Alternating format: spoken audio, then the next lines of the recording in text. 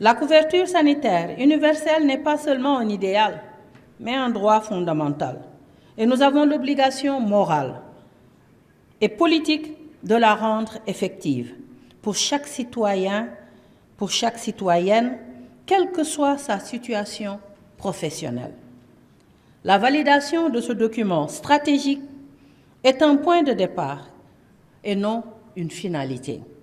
Je vous invite ainsi à maintenir le cap de la solidarité nationale, à soutenir l'Agence sénégalaise de la couverture sanitaire universelle dans la mise en œuvre opérationnelle de ce document stratégique qui permettra non seulement de renforcer la protection sociale en santé des travailleuses et travailleurs, de l'économie informelle, mais aussi et surtout d'améliorer rapidement le taux de couverture sanitaire universelle projeté à 75% à l'horizon 2029. L'objectif de la cérémonie, donc tout d'abord, avant peut-être même de parler de l'objectif, je vais revenir un tout petit peu sur pourquoi cette stratégie et le processus. C'est un long processus qui date de plus d'1 an et demi, donc qui, pour nous, était important de réfléchir comment, en tout cas, faire de telle sorte que les travailleurs du secteur informel donc, puissent, en tout cas, adhérer à l'assurance maladie universelle.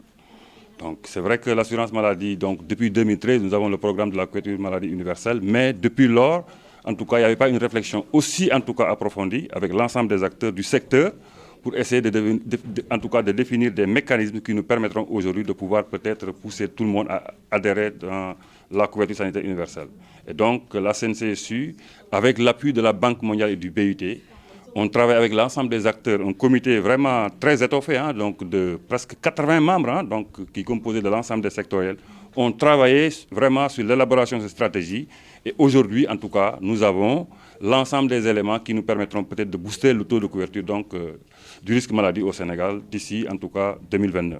Et donc, vraiment, c'était ça. L'objectif, vraiment, c'est de pouvoir permettre les travailleurs du secteur informel, donc les commerçants, les marchands ambulants, les chauffeurs, les jakartamans et autres, en tout cas, de pouvoir être adhérés automatiquement par un mécanisme qui est déjà identifié par l'ensemble des acteurs à l'assurance maladie universelle. J'aimerais insister sur l'importance de ce document-là.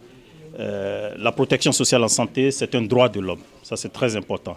Et il se trouve qu'au jour d'aujourd'hui, il y a une grande partie de la population qui ne bénéficie pas de ce droit-là. Donc, il y a une situation d'injustice. Et les personnes qui ne bénéficient pas de ce droit-là sont en majorité les travailleurs de l'économie informelle. Alors, quelle est la conséquence du fait qu'ils ne bénéficient pas? Ils dépensent énormément pour se soigner. Ils s'endettent pour se soigner. Donc, ils s'appauvrissent pour se soigner. Et ils sont plus productifs et cela agit sur toute l'économie.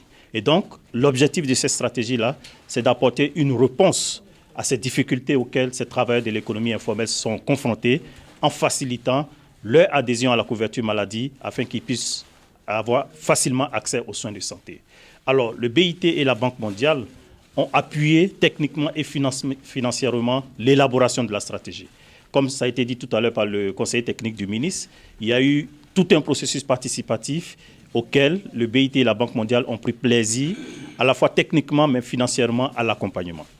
Nous avons, en plus de cette stratégie, élaboré un plan opérationnel de mise en œuvre. Donc c'est ce plan-là qui va faciliter la mise en œuvre opérationnelle de ce document. Et donc tous les ministères, tous les acteurs qui sont concernés, nous avons déjà identifié les actions qu'ils doivent mettre en œuvre pour que la stratégie soit opérationnelle. Et donc, de façon concrète, la Banque mondiale et le BIT, comme ça a été dit dans les discours, restent disponibles pour accompagner le processus, que ce soit techniquement, que ce soit financièrement. Et d'ailleurs, nous avons déjà mobilisé certains projets, certains financements qui sont prêts déjà pour pouvoir aller vers l'opérationnalisation de cette stratégie.